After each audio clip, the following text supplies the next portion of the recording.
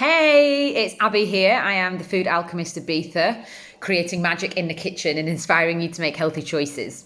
So I have been in the UK for nearly 2 weeks. And when I first made the decision to come back, I was really debating whether to come back for 10 days or 2 weeks.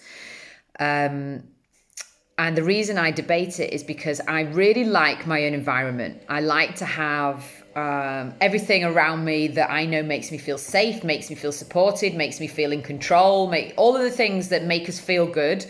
When we go away and we're not in our own environment, of course, that all changes. But I came back for 10 days last year and it didn't feel enough. I felt like I spent maybe 1 or 2 nights with friends and I didn't see them again. Then I saw my parents a handful of times.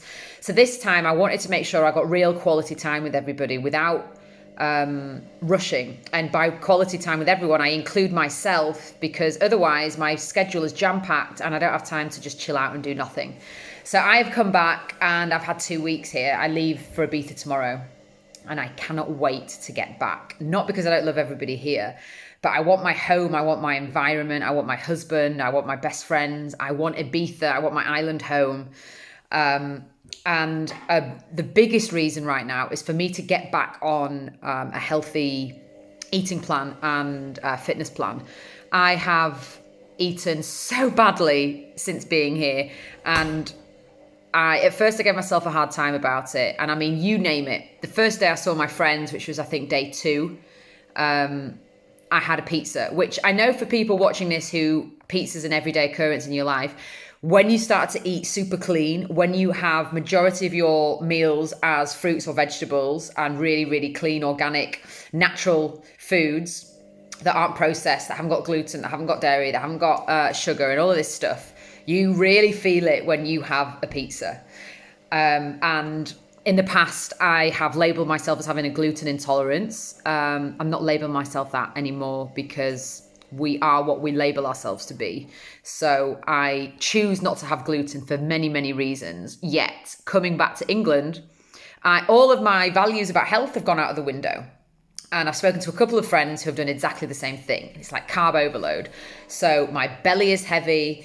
I felt tired, I felt lethargic, but I've just felt out of alignment. I felt like I've not been living true to who I believe myself to be. And that is really the bottom line. I went out for dinner with my brother and we had an amazing dinner, and it was at an old friend's restaurant. And I allowed myself to order whatever I wanted. And I ordered a sticky toffee pudding. Some of you might have seen this on my Insta story. And I wanted the sticky toffee pudding. I wanted to taste a really, really well-made dessert. It's a really, really nice restaurant. And I ordered it and I just said, oh God, I don't normally eat this, but why not? And my brother went, yeah, well, it's not like you've not got the room. And it's nothing to do with weight. I'm not eating that type of food on a regular basis because I don't want to put on weight. That is obviously part of it. But the reason I choose not to eat it is because of how inflammatory the ingredients are in it. It's because of how much life it takes out of you in many ways. Now, there is a part that is important, that we have to give ourselves pleasure with food. But the reason I don't eat it on a regular occurrence is because sugar is like legal heroin.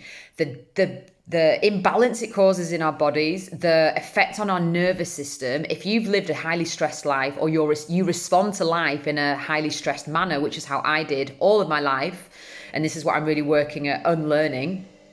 When you feed your body sugar, you're feeding your sympathetic nervous system, or is it parasympathetic? I always get them muddled up. But the one that is your fight or flight response, you're feeding that response. Your hormones aren't functioning properly. And so you're constantly on this roller coaster, this blood sugar roller coaster. And I honestly, when I got home, I felt it in my stomach. It was pulsing and I could feel the impact of eating that food. And the more clean you become, the more in tune with your body you become, and the more in tune with how different foods affect your body.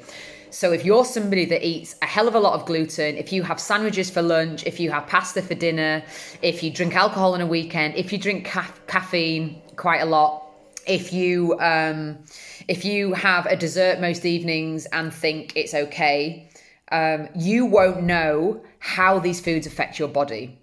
When you do a 30-day detox, when you cut even just sugar out for a month and then you reintroduce it, you will start to see the effect it has. And I've done many cleanses where I've cut things out for a month, I've reintroduced them, and I've seen what they've done to my body. Yet, I still choose to eat these foods. Why? Why am I eating these foods when I know the effect they have on me? Partly because I'm deeply conditioned to eat certain foods because all my life I've eaten them. So it doesn't just stop just because you decide to. Of course, when you make a decision, you can be very, very clear in that decision and then, right, I'm not going to eat it anymore. But we also fall off the wagon. We don't stick to what we say we're going to do because we're human. We fall down, but we get back up again. And it's the getting back up again that defines who you are and who you want to be. It's not a case of, oh, well, I've eaten it now, I might as well have a dessert. Oh, I'm not starting my diet till Tuesday, so I might as well eat this now. You know, it doesn't really work like that. Every choice that we make defines who we are going to be. So by having that dessert the other night, it really reminded me of why I don't eat this type of food. As tasty as it is, I know that I can receive pleasure from food, from healthy food. And I came home and I messaged Mowgli and I was like, right, how can I make this sticky toffee pudding healthy? So watch out, I'm sure there'll be a recipe or an image coming soon of me making a healthy sticky toffee pudding. But the reason I wanted to do this video is because I have eaten such shit since coming back. Every day, not just once, every day. And I'm really feeling the difference. And I gave myself a hard time. But now I'm really grateful to myself for doing this because it's highlighted to me even more how important it is to help heal our bodies. We don't just do it to look good. We do it to feel good. And by eating this way, we start to help heal our bodies from the inside out. Not just doing exercise to look good, not just doing exercise to get strong, but we combine exercise with our foods because our foods are such a big part of reducing inflammation and getting rid of the shit from our bodies that we store all of our lives. And I am so excited to get back to Ibiza and be in my own environment and make these changes. And I don't know exactly what the changes are going to be yet. I'm really feeling into what my body needs.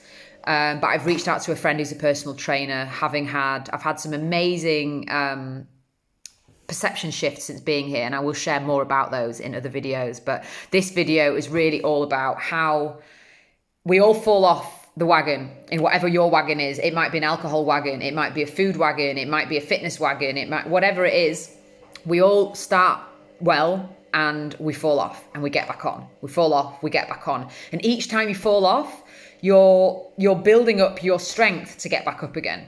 So it's good to fall off and get back because you're really figuring out what's important to you and why it's important.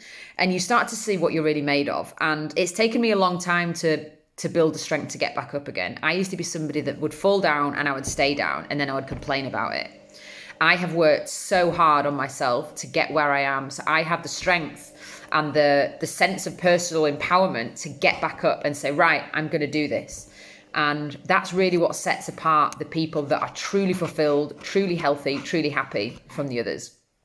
So I am very excited to stop eating gluten and stop eating sugar because I've really felt the impact on me. I've noticed it in my bowel movements, in my digestion, in everything that I've also shared earlier in the video. So if you are somebody that starts and stops, it just means you're human and it means that you're growing each time you do it.